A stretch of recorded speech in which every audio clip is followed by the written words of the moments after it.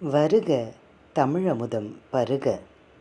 என்ன வயது என்று யாரும் கணித்தறியா கன்னித்தமிழே, உன்னை வணங்கினேன். இன்றைய பதிவில் நாம் காணவிருப்பது பழமொழி 400, பாடல் எண் 260 மற்றும் ஔவையார் அருளிய நல்வழி 22, பாடல் எண். கருமியின் செல்வம் காண்போமா?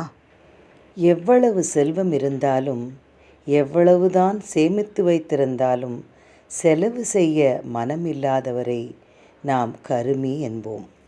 அத்தகையோர் எவ்வளவு செல்வம் குவித்து வைத்திருந்தாலும் அச்செல்வத்தால் தனக்கோ பிறர்க்கோ பலனே இருக்காது. 18 கீழ்க்கணக்கு நூல்களுள் ஒன்றான பழமொழி 400, பாடல் எண் 260. இப்பாடலை எழுதியவர் முன்றுரை அரையனார்.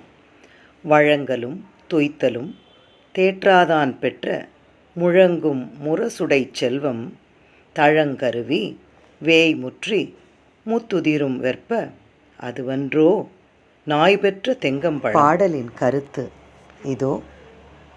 முழக்கமிட்டு கொண்டு வீழும் அருவிகளும் மூங்கில்கள் முற்ற அவற்றிலிருந்து உதிரும் முத்துக்களை கொட்டுகின்ற வளமுடைய மலைநாடனே, தான் பெற்ற செல்வத்தை வாடி கிடக்கும் வறுமையாளர்க்கு தருமம் கொடுத்தலும் தான் அனுபவித்து வாழ்தலும் என அறியாதவன் பெற்றுள்ள முழங்கும் முரசுகள் உடைய அரசனோடு ஒத்த செல்வமானது நாய் பெற்ற முழு தேங்காயோடு ஒப்புடையதே ஆகும் என்கிறது இப்பாடலின் கருத்து. எவ்வளவுதான் செல்வம் இருந்தாலும் அதனை பிறர்க்கும் ஈந்து தானும் அனுபவித்து வாழாதான் வாழ்க்கை நாய் பெற்ற தேங்காய்க்கு ஒப்புமையுடையதாகும் என்பது இப்பாடலின் கருத்தாகும். ஔவை பெருமாட்டி அருளிய நல்வழி பாடல் எண் 22 இத்தகைய கருத்தை நாம் ஒப்பு நோக்கலாம். பாடுபட்டு தேடி பணத்தை புதைத்து வைக்கும் கேடுகட்ட மானிடரே கேளுங்கள், கூடுவிட்டிங்காவிதான் போயின பின் ஆரே அனுபவிப்பார் பாவிகாள் அந்த பணம் என்கிறார் ஔவையார். பாவிகளின் பணம் யாருக்கும் பயன் தராது. அரும்பாடுபட்டு தேடி தேடி செல்வத்தை சேமிக்கும் மதிகெட்ட மாந்தர்களே கேளுங்கள், வாழும்போதே அறச்செயல்களுக்கு பணத்தை செலவிடாமல் புதைத்து புதைத்து வைப்பதால் பயன்தான் என்ன? உலக வாழ்வை நீப்பதற்குள் நற்செயல்களுக்காக தங்கள் செல்வத்தை செலவிடாதோரை பாவிகாள் என்கிறார் ஔவை பெருமாட்டி. ஏனெனில் அத்தகையோரின் செல்வம் யாருக்கும் பயனளிக்காமல் போகும் என்ற கருத்தை இப்பாடலில் உரக்க கூறுகிறார் ஔவையார்.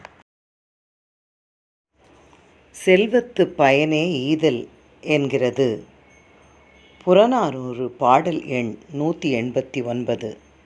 இதனை பாடியவர் மதுரை கணக்காயர் மகனார் நக்கீரனார்.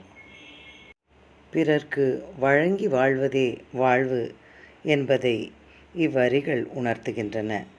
மேலும் ஔவை பெருந்தகை கூறிய பாடலும் இங்கு பொருத்தமுடையதாக உள்ளது. வள்ளுவ பெருந்தகையும் ஈதல் இசைப்பட வாழ்தல் அதுவல்லது ஊதியம் இல்லை உயிர்க்கு என்கிறார் தனது குறளின் மூலம். குறள் எண் 231. தமிழ் வழி நிற்போம், தருமம் காப்போம். தாய் தமிழ் நமக்கு வழங்கும் நற்பாடமானது நாம் அரும்பாடுபட்டு தேடி சேர்த்த செல்வத்தை நாம் மட்டும் அனுபவிக்காமல் பிறர்க்கும் வழங்கி நல்ல வாழ்க்கை வாழ்வது எவ்வளவு முக்கியம் என்பதை இப்பாடல்கள் நமக்கு வலியுறுத்துகின்றது. பணத்தை தேடி தேடி சேர்ப்பது எதற்கு?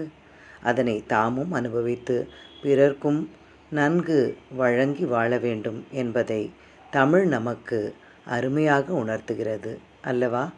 மீண்டும் ஒரு நல்ல பதிவுடன் இணையலாம். அதுவரை மணிமொழியின் நன்றி கலந்த வணக்கம்.